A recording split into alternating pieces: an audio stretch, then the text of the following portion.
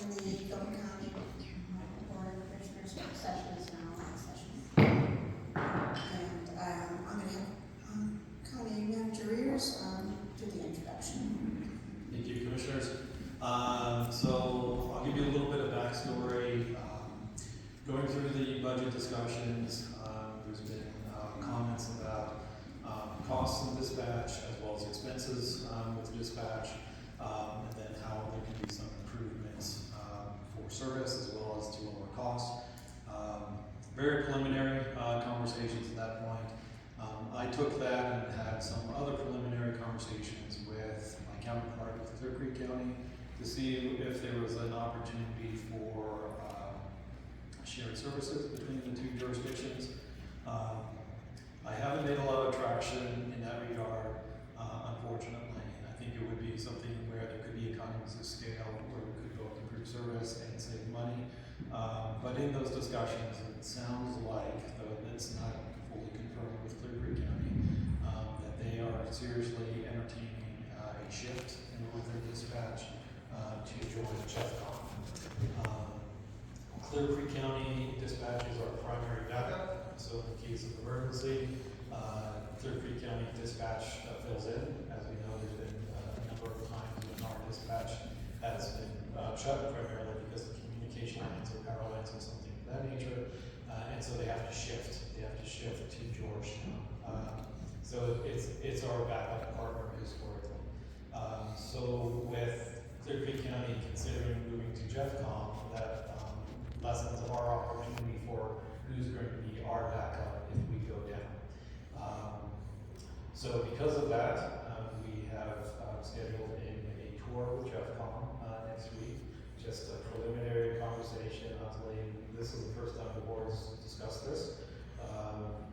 Just to hear what their operation, how their operation is run, the pros and cons, that sort of thing. Prior to that meeting next week, it was suggested that we get some input so that we go to that meeting with some questions, concerns, comments, pro and con either way. And Commissioner Morris invited a representative from Larimer County to join virtually to kind of talk about who has some knowledge of consolidated dispatch versus having a local dispatch. So that's the summary of why we're having this meeting, the background generally. Yes, after the initial discussions were started several months ago, I was put in contact with Kimberly Cobb, the Chief Executive Officer. She runs Larimer County Dispatch, and she's also the president of the Colorado Council of Authorities. At the time, I asked her if she had any information on pros and cons of a local dispatch service versus a outsourced service, and she spoke to me on the phone, and I told her that information would be useful to all the commissioners. So Kimberly, that's kind of the approach. Again, it's what we spoke about before, maybe questions that we can ask on our tour or things we can be concerned about or not concerned about. So thank you very much for attending this meeting. You're welcome, Commissioner, and good afternoon, everyone. So just, I'm going to give just a quick background. Is my audio okay? Time? Yes, okay. Okay, fantastic. So I am the Chief Executive Officer, but I am the Chief Executive Officer with the 911 Authority. So just to clarify my role and my responsibility. So I am the CEO for the 911 Authority in Larimer County. We have 5 911 PSAPs, so Public Safety Answering Points. And we are regionalizing right now with Jackson County.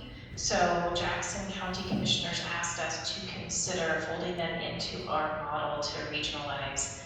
And we've agreed, and so we're in the process of getting all of our signatories to re-sign our IGA. We have 30, so you can imagine that lovely battle in discussion. But so we will be Jackson, Larimer, 911 Authority shortly, and we will have 6 PSAPs. So the regionalization option and backup, and some of the questions I answered for the commissioner really had to do with options for your community. 911 is incredibly expensive and it's incredibly challenging. It's not a simple endeavor with all the regulatory environments. So I applaud you for taking a look at what your options are, because it's all about service at the end of the day for our community members. So from a big picture perspective, regionalization, whether it's at a 911 authority level, so that, I guess that would be one avenue to explore, like our partners to the west with Jackson County. They wanted to keep their PSAP, they want to have their own 911 center in Jackson, but they wanted to fold in at the 911 authority level, meaning we table the 911 surcharge and the revenue, we manage it, and then we install and bring their equipment up to the level that's needed for their service level in their community. So from a backup as it relates to where 911 calls flow, if there is an emergency or an overflow in Jackson, once we're done with our regionalization, it's going to flow over to Larimer, to one of my 5 PSAPs. So one of the items that the commissioner and I discussed was the concept of regionalizing your 911 authority boards, whether that's Gilpin and Clear Creek, Gilpin, Clear Creek, and Jeffcom. So being able to then have the larger pool of money to draw from to support all of the required upgrades, the incredibly expensive technology that is needed to keep that 911 center where it needs to be across the just general standards for level of care. The other one, of course, is how that backup flows, and flowing a backup into Jeffcom is, of course, something to talk with Jefferson County and their amazing team. But if that's where Clear Creek County is going, being able to have your overflow from your 911 system to flow into Jeffcom, of course, is an option. That's an easy configuration in the 911 network. That's something that a 911 provider can do. And then that way the Jeffcom team can take your overflow, they can create redundancy for you, and you would be able to keep your own local 911 center. And then of course, I don't think we mentioned at the beginning that we're in right now, our COOP is Black Hawk, such a Black Hawk. Okay. And Idaho Springs, and Gilpin County. Clear Creek County and Gilpin County. Gotcha. Yeah, that's great. And so it's amazing that to have a COOP and to hopefully exercise that COOP and to know where all the call flow works is great. So critically important. A lot of agencies and counties across the state kind of not sure where their backups go, frankly. So that's fantastic. And then the question about regionalization. Again, we are regionalized up here on technology and network, but we have our own standalone PSAPs. We don't have everybody into one large agency. We regionalize on the 911 authority level, meaning we're spanning across all 31, soon to be 31 government agencies. So I'll pause there and see if there's any particular questions, or Commissioner, if you had anything you wanted me to dive deep on, or if you just want to ask some questions, and I'll give it a go. Well, I'll start with a question. One of my concerns when I first heard this was that, we are a mountainous area with almost 60% government lands for national forest or state parks. And we do get a lot of visitors, and my concern is that familiarity with the terrain, and if someone's a visitor would call and say they don't know where they are, they don't know the street, or they just have a landmark. How would that work with a service that's not located or familiar with Gilpin County? And Sorry, ma'am, go ahead. no, that was my question. So that concern, I think, is a concern that many agencies have, especially from a public safety perspective and a citizen perspective. So technology is a huge help. So as you speak with Jeffcom and tour their facility and have that conversation, I would specifically dive into their mapping and ask them what their training program looks like for local familiarization to the community, and understanding how often and how frequent they're updating their mapping programs. So when a caller is identifying a particular area that is known, and maybe it's an alias that's used, it's a common area. So we have the Narrows, for example, in Cooter Canyon. It's Highway 14, but local terminology is called the Narrows. And so if we say we're at the Narrows, we understand where there may be an issue in the river. So that kind of local terminology it's critical and it needs to be part of any sort of dispatch training program, number one. And that would be how they're training their new dispatchers so they understand local community terminology. And number two, it's going to be about those tools. What kind of mapping tools are they using? The majority of 911 calls in our county, it's 88% are wireless, even though we have mountain terrain and mountain communities. Landline, of course, are in place in the mountain communities because there isn't good cell service. But without the landlines and people are calling from their wireless devices, we don't get an exact location. We get a latitude and longitude. So again, that mapping tool, whatever's used in Jeffcom, and making sure it's updated frequently is going to really help that 911 dispatcher locate where that caller's at. Yes, I have a question, Commissioner Collinsworth. Thanks for being here and giving us this information. I don't think I have my mic on. I was going to say, I can't hear you, ma'am. Yeah, there, is that better? Yes, it is, yeah. thank you. Thanks for being here and giving us this information. So my question is, did you say that dispatch centers in, like ours, could just be retained as a center located in Oakland County, but the coordination would be between Jeffcom? Is that your model in Jackson? And so is Jackson keeping theirs, as you said, you're going from 5 to 6 in your region. So 5 are in Larimer and 1 is in Jackson? But they're Right. Yes, ma'am. Yes, ma'am. So that's absolutely correct. And so I don't know what the Jefferson County 911 board would like to do, the 911 authority board. So in Colorado, there are 911 authority boards that can be established through Title 29, Article 11. And so they are established through an intergovernmental agreement. So our IGA, our intergovernmental agreement, outlines what we can and can't do, what our oversight authority consists of. And for us up here locally, we determined that having 5 individual 911 PSAPs was a good public safety measure. We're serving Estes Park or Collins Loveland, CSU campus. We have a lot of variety in our particular area. But we have one regional 911 authority, so we coordinate, oversee, purchase all the programs, and we pool all that revenue together. So we're as large as that pot of money versus saying Estes Park contributes X amount of dollars and they only get X amount of service. For us, it's one large 911 authority that's overseeing an entire area of Larimer County. And now that we're expanding into Jackson County, same thing. So Jackson is going to maintain their 911 center, and we're going to be Larimer Emergency Telephone Authority serving Larimer and Jackson counties. And so Jackson's going to get the same level of service, the same equipment that I have in my 5 911 centers in Larimer.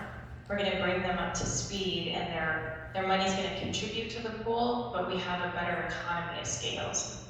Meaning we're able to have a larger purchasing negotiation power when you're negotiating with 76 911 consoles versus Jackson only has 2 911 consoles. So now they're part of a big pool versus individual standalones. I don't know if Jefferson County's 911 model is like that, but right now, Jefferson 911 Authority serves Jefferson and Broomfield counties. So since they were one county before and Broomfield separated and made their own county, they stayed with Jefferson 911 Authority Board. So they do serve 2 counties right now, so that could be an option that you explore with that 911 Authority to say, could you regionalize with our 911 Authority, contribute, but then we still are able to be supported by that 911 Authority for having their own BSAP. I just don't know if that's their model anymore. And that's certainly a question that we can ask when we're visiting the tour. Sorry. Do you have any questions? Oh, no, she can go ahead and go on. I'm sorry. I didn't have anything prepared specifically. I was just asked to join and talk and be available to answer any questions that you have. But I'm happy to talk through anything 911 specific or surcharge or how it works in Colorado, or anything that you think would be of value as you Yeah, dive just in. to kind of give you a little context here, Marie Mornis, Commissioner Mornis, don't know if Commissioner Hollingsworth, but I wasn't aware that she'd taken this step and set this up and had this conversation. So I kind of feel like I'm not informed, don't have all the information, and wasn't given an awareness that she was taking these steps and moving this forward. As far as I know, that we were talking with Jeffcom was, at this point, Blackhawk Dispatch is cooping with our dispatch because of updates that are being made to theirs. Clear Creek may be going to Jeffcom, so we were looking to see where we're gonna go to coop if something should happen. And Clear Creek would be off the table, and so that's kind of where we're at. It seems like Marie's taking this a few steps ahead without my interest the rest was of the on, board. you know, if we're going to go, because we had talked that time, I'd gone to Jeffcom for a while. And so I was looking for input from someone with experience to, for questions to ask when we go.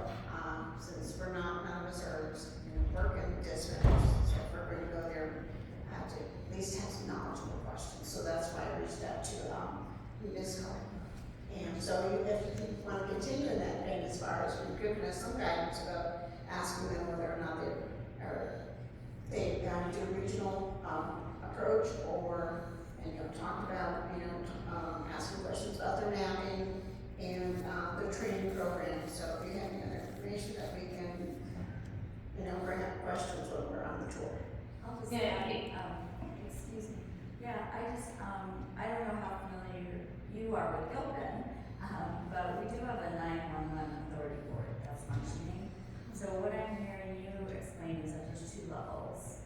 One is the 911 authority boards collaborating and having that done full scale, and separately is dispatch. Is that what you're kind of explaining? Yeah, and I would state it that way, and I would offer a third, which is what the other commissioner just brought up, and I apologize, ma'am, I don't have your name in front of me. Hollingsworth. Okay, so the other third option is simply the COOP option, correct? And so just trying to establish the fact if you're looking for your COOP, or what does that backup look like? And just to be very clear, I serve Larimer and Jackson County, so this has nothing to do with any decisions being made. I was here brought in just simply as a SME. I've been in public safety for 31 years, so my goodness. And I'm a Colorado native, so yes, I know Gilpin. I've been up there often, and it's absolutely lovely. So from a big picture perspective, regionalization of the 911 Authority Board level could be good from an economy of scale, sharing the costs, managing the 911 surcharge, and really helping strengthen your particular area. So either from Gilpin, Clear Creek, Blackhawk, Jefferson, if you're all able to work together and have a regional collaboration at the 911 Authority level, that could be very valuable. And that's one of the reasons why we stood up the Colorado Council of Authority, was to help with coordination and collaboration. But managing 911 surcharge is not what we do, so if you were able to collaborate and wanted to collaborate, that could help offset some of those costs, those Motorola upgrades, the equipment upgrades, some of the just capital expenses. So 911 authority collaboration, absolutely an option that we're seeing being discussed across the state, and something we're doing in Northern Colorado. Regionalization, from PSAPs going from 5 to 1 or from 8 to 1 like they did in Jefferson County, absolutely something that a lot of agencies are talking about because of the cost of equipment. So with Clear Creek having that conversation with Jeffcom, obviously from a Black or Gilpin County perspective, could be on the table for a lot of different reasons. From a continuity of operations perspective, the questions you're going to want to look at specifically is if you're going to roll over and utilize and have that backup at Jeffcom, what does that look like when those 911 calls are received there? What is that training? What kind of equipment are they using? Are they going to help you coordinate with the 911 provider in Colorado, which is Lumen or CenturyLink, to make sure that's going to happen? How often do they test that rollover capability? So are there any kind of testing requirements? For example, we have 105 911 dispatchers up here in Larimer County. We require them to come through and practice and exercise their COOP once a quarter. So they have to evacuate, go through, sit down at the back of 911 center, process calls, get logged into the equipment. So one of the questions when you do your walkthrough with Jeffcom would be, do they have any testing requirements as part of your coop that you would want to update your coop? So if you're gonna roll over there and you're gonna be backing your calls up if you have an outage, are they also going to be able to support your 911 personnel to come and sit at their center? So if you truly needed to evacuate, would you be able to go there and physically relocate? And then again, what kind of technology would be available for your team to use if they were there? So entering calls for service, how are you going to get that information from their data? So the data collection, and then the shared radio channels would also be something that's critical. The 800 state radio system is great, shared channels, but then you have the recordings and records retention. So if they're taking that primary communications, are they going to be taking the primary communications in the field in addition to taking the 911 call? So it depends on where your outage occurs, what's down, what do they need to operate on your behalf with. We're talking 911 calls, admin calls, radio, CAD technology, and that's the system you enter in all the calls for service. Thanks for all of that. I know our dispatch manager has done a lot of research for more than the past 2 years, just following everybody here, and looked at different options. And I think my recollection is when Jeffcom opened, they didn't have capacity to take on more, and so then Hilton's had this relationship, and Blackhawk wasn't available, I guess, to be, to do a combined effort. So we always have kind of looked at, I guess, the next possibility. But I guess, as has already been explained, if they're looking at switching, we're just exploring options right now. But I think all the steps and all the documentation and the equipment and all of that connectivity part, our current dispatch manager oversees all those elements now. So I guess we'll just see where this goes as far as touring the Jeffcom. Did Jackson come and tour in Larimer before they made a decision? So yes, they're keeping their 911 center. So really, from a conversation perspective, it's been a conversation around what we can offer, what we do, helping them, support them from a 911 authority. And again, our 911 authority is a little bit different, where we manage and oversee and set standards and best practices. So from a tour perspective, they've been here, they've been in our county, they've had conversations with the staff and the team before they made that decision. And they didn't really make a decision, they made a formal ask. Hey, would you guys please consider to expand? Their county is incredibly small, their funding is very limited, and it's just a lot to manage and to negotiate. So that's where the ask came from with Jackson County. And we also share Highway 14, the Poudre Canyon, and we share a lot of search and rescue events and responses. And so for them, logistically, it made a lot of sense because of the work that the two sheriffs do together on those different rescues and missions and resources. Thank you. And I know that in your introduction, you said the focus is public safety. So it's the little guys talking to the bigger guys and seeing what the possibilities are. Right, and really for us, it's always been the end of the day is how can we help support, and just it's about our community. How do we provide the best level of service for our community? And right now, Jackson doesn't provide EMD, for example, and that's doing CPR instructions over the phone. So this to them was a way to help close critical public safety gaps, and that's again the benefit of being able to regionalize with another agency.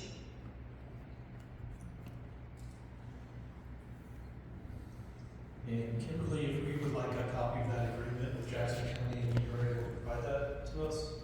Absolutely, we have it in draft form now, so you can get our IGA and send that over to you. once it's finalized, the only red line changes is adding Jackson to our IGA as a signatory, and then we're giving them a full seat, so they're gonna be an 8 seat on our 911 authority board. We felt like they needed a strong voice because they're representing a pretty unique and challenging area for them. So those are the only red line changes, but I can send you our full IGA right now, or I can wait and send you the red line once it's all signed and complete, which should be done in October. Thank you. You bet. Okay, I really appreciate you taking the time to give us your expertise on dispatching with smaller communities and with the larger regional areas. And hopefully we can take the information you provided with us to when we go on tour with Jeffcom to ask critical questions and to address issues that we have, with safety being a priority in our community. So if you have any other comments or anything you want to share with us before we leave, I know you have other commitments. Yeah, no, absolutely happy to answer any questions and support your comm manager, your authority board, whatever you may need from Larimer and our perspective, and also from the Colorado Council of Authorities. So I'm happy to help wherever we can. So good luck in your conversations going forward. It's a lot to consider. So appreciate your time, and let me know if you have any other questions. We appreciate it as well. Thank you very much. Thank you. You're welcome.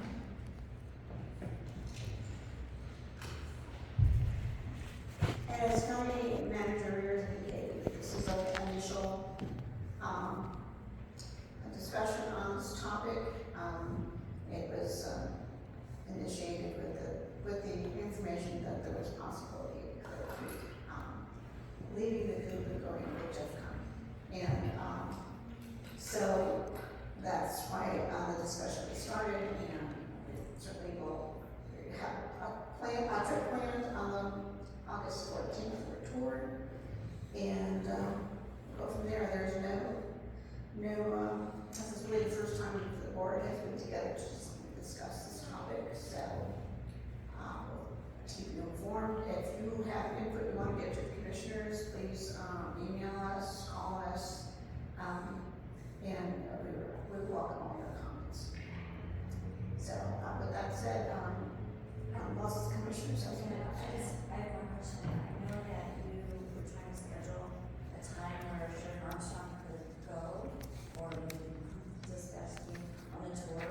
Have you heard that? Who might be joining us? I have not heard back who would be available at the sheriff's office, but I have made that request. That's all of the sheriff's. Demo. I'm not sure. I know that questions to ask is the one she walked us through, but I know obviously Melissa would know the questions to ask. Certainly, I think it would be feel more comfortable if we had someone from the sheriff's office or from dispatch that you go with some ask the questions. Yes. And, so I don't know. I know that this date we've gone back and forth on a date, and this was the one that all the 3 commissioners could be available. So I don't know if we have one. Do you want to follow? Someone from the sheriff's office. Demo is. Oh, Demo. Yes. Okay, I didn't know that. Sheriff Armstrong pointed to his left. So. He's now committed. Demo, so you're gonna go. Okay. And so again, please email or call us if you want to share your thoughts or discussions or your knowledge on this topic. We welcome that. So that said, I'm going to close the work session at 2:30.